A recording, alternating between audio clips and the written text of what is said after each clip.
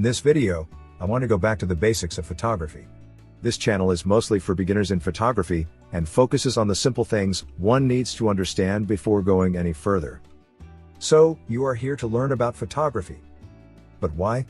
You have probably seen many other people taking beautiful photos, and perhaps you want to do the same.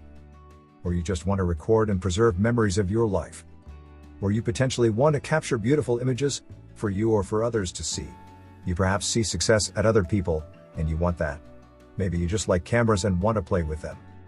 Or maybe you need to belong to a community, have a chance to talk to other people about it and kill some time.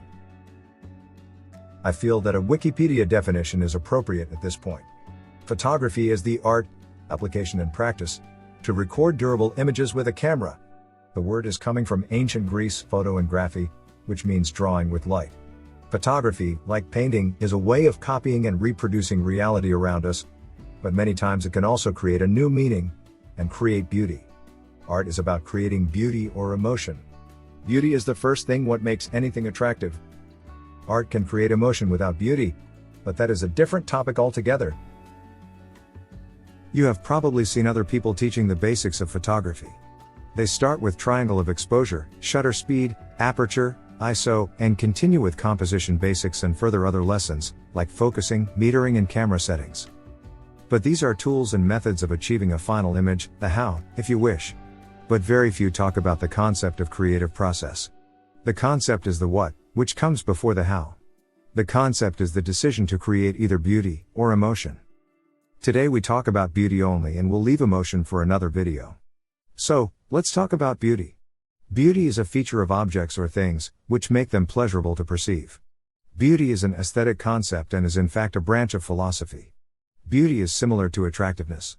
People feel pleasure by looking and observing beauty. Now we are talking about pleasure. Pleasure is a physical experience. It is about feeling good as opposite to feeling bad, discomfort, pain and suffering. These feelings are basically your body reactions to various stimuli. They translate in your body producing various chemicals in your brain, which relate to these feelings. When you see something that you already know, you will feel comfortable and safe. The world is as you know it. Safety and comfort are pleasant feelings. They give you pleasure. As a short analogy, after being born, a child sees mom's face every day. The mom's face will become the most beautiful thing in the world for the child. Mom provides safety and comfort. Mom is predictable. Mom is beautiful. On the opposite side, not knowing something will give us fear, the fear of the unknown. It will make us feel uneasy, uncomfortable. You need to worry about what might happen when you are experiencing something new. You do not know if you will be hurt, if you will experience pain. Fear is uncomfortable. Discomfort and pain are unpleasant. Ugly is unpleasant and unpleasant is ugly. If I ask you what is the most beautiful thing that comes to your mind, you are likely to think about a very attractive person, that you cannot take your eyes off him or her. As you can see hundreds and thousands of people during your life, your brain will build an average of what a human needs to look like. You will expect to see a head of a specific size in relation to its body. You would unconsciously want to see a face with two eyes, a nose and a mouth. The eyes are to be symmetrical in relation to the face, and a specific distance from the nose, mouth and ears. The forehead needs to be a specific size in relation to the rest of the face. All the face's features have to be a specific relationship with each other in order to have an attractive face. A beautiful face is in fact the most average face, following the mathematical model built in your brain, unconsciously, over time. Beauty is averageness. In the same spirit, if you ask a large number of people to draw a rectangle that they believe is looking good, you will be able to find an average one, expressed by the ratio between the long and the short sides. This is a number which quantifies beauty in this case in particular, and you will be surprised to find out that this number applies to other things that we as humans find them beautiful. This is the golden ratio, but we will explore this in detail in a separate video. Beauty is not absolute and it has two important dimensions. One is general and applies to our human species. The vast majority of us will find beauty in the almost the same things, we can all agree on who or what is beautiful. The other one is individual, which relates only to you. You have your own individual experiences in life and you will find beauty in things familiar to you only. As an example, I can tell you a short story. I was once talking to a woman, who showed me a picture of her baby. When I saw it, I thought to myself that the baby was really ugly. But the mom would not think the same. For her, the child was the most beautiful thing in the world. That is because she saw her child every day of her life. Her child was familiar to her and stranger to me. This is where our own perceptions of beauty may differ from others. Beauty is not a fixed concept. It changes over time. Before being passionate about photography, a camera would not bring me any feelings. They were just some objects, not necessarily beautiful, not necessarily ugly. Today, after a long time playing with them, I believe they are beautiful objects. Another good example is the standard of female beauty in art. It is easy to observe that the ideal woman has lost some weight over the years. During the course of our history, people have tried to measure and define beauty, especially related to human body. You have probably came across this image, which is the Vitruvian Man. It is a sketch by Leonardo da Vinci and it represents the study of human proportions, based on a text, written by the ancient Roman architect, Vitruvius. Human proportions have been studied by many people, for a long time, and a very interesting discovery has been made. In addition to symmetry, there is one ratio which keeps appearing over and over again.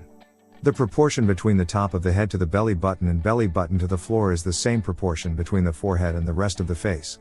The same proportion applies to distances between the nose and lips and chin. Same proportion goes for the arms, legs, and various parts of the face and body.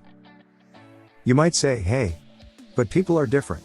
Of course they are, but it was observed that these proportions are present for people considered beautiful.